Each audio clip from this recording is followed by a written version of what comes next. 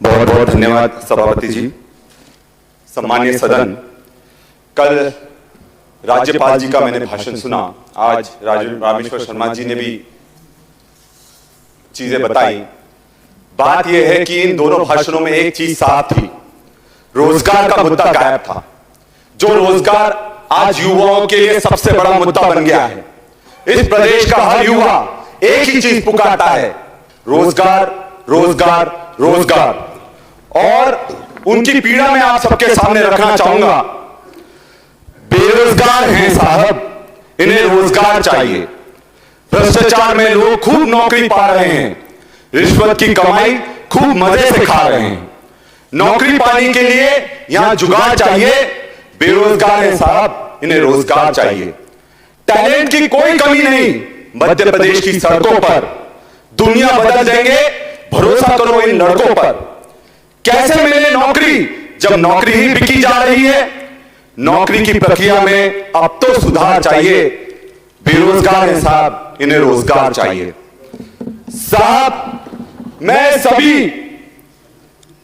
यहां पर उपस्थित विधायकों को मैं एक चीज कहना चाहूंगा कि रोजगार का महत्व आज सबसे ज्यादा हो गया है। मैं खुद कॉम्पिटिटिव प्रतियोगिता परीक्षा से निकलकर डॉक्टर बना, सर्जन बना, और उस प्रतियोगिता परीक्षा की मैं पीड़ा समझता हूं कि जब 3-3, 4-4 साल आपकी परीक्षा नहीं आती, परीक्षा आती है तो रिजल्ट नहीं आता, रिजल्ट आता है तो उसमें भ्रष्टाचार हो जाता है। और यह सबसे बड़ी चुनौती इसलिए भी है क्योंकि मध्य प्रदेश में जब भी बच्चा कोई परीक्षा देता है तो वो बच्चा परीक्षा नहीं दे रहा होता सर, पूरा परिवार परीक्षा दे रहा होता है। और परिवार को डर लगा रहता है कहीं बच्चे के मानसिक संतुलन ना बिगड़ जाए और बच्चा आत्महत्या ना कर ले। यह हकीकत है। और यही सी स्थिति 2 दिन पहले इंदौर के एक बालक ने एमपीपीएससी की जो तैयारी कर रहा था, उसने आत्महत्या कर ली। उसके आत्महत्या करने से शायद कुछ लोगों को फर्क नहीं पड़ेगा, पर यह सिस्टम के मुंह पर जबरदस्त तमाचा है। क्योंकि आज अगर हम अपने बच्चों को रोजगार नहीं दे पा रहे हैं तो हम उनके लिए कुछ अच्छा नहीं कर रहे हैं। और सबसे बड़ी बात मैं सभापति जी के सामने रखूंगा। आज मेरा एक तारांकित प्रश्न था कि कितनी भर्तियां हुई, उनकी कब विज्ञप्ति निकली, और विज्ञप्ति निकली तो उसका क्या हुआ, और अगर विज्ञप्ति निरस्त हुई तो उन बच्चों को वह पैसे वापस करेंगे कि नहीं करेंगे। मैं आपको बताना चाहूंगा सभापति जी, उस प्रश्न का मुझे उत्तर नहीं दिया गया। क्या यह विधायक के प्रोटोकॉल का उल्लंघन नहीं है कि प्रश्न पूछे जाने पर उसका उत्तर नहीं दिया जाए।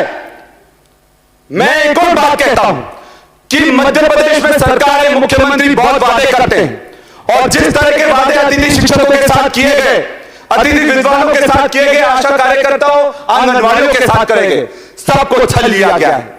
और आज बेरोजगारी पलायन का सबसे बड़ा कारण है। मैं एक आदिवासी हूं, आदिवासी अंचल से आता हूं। हमारे पूरे लोग गुजरात जाते हैं नौकरी करने के लिए।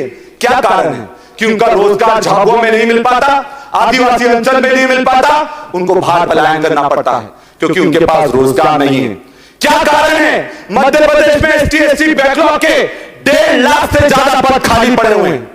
क्या कारण है कि आदिवासियों के लिए जो पैसा आता है, जो उनके अधिकार का पैसा है, ट्राइबल सब प्लान का पैसा है, उसका 207 करोड़ रुपए दूसरे विभाग में दे दिया जाता है। ये शर्म की बात है सभापति जी। और सबसे बड़ी बात, मध्य प्रदेश में रिटायरमेंट की उम्र 62 से बढ़ाकर 65 करने जा रहे हैं। 5 लाख लड्डुओं की तो बात बता रहे हो, पर 5 लाख रोजगार कब दो ये भी बताओगे हम आपको। और 5 लाख रोजगार जिनको मिलना था आपने उनको हटा दिया। आपको ये समझना चाहिए कि अगर आप कोई सेवानिवृत्त 5 लाख लोग हो रहे हैं तो 5 लाख युवाओं को रोजगार मिल जाता, 5 लाख कर्मचारियों को प्रमोशन मिल जाता। और सबसे बड़ी बात है, जो जिन लोगों को आपने 62 से 65 साल का रिटायरमेंट एज करी है, वो भी नौकरी नहीं करना चाहते, उनको जबरदस्ती नौकरी करवाई जा रही है।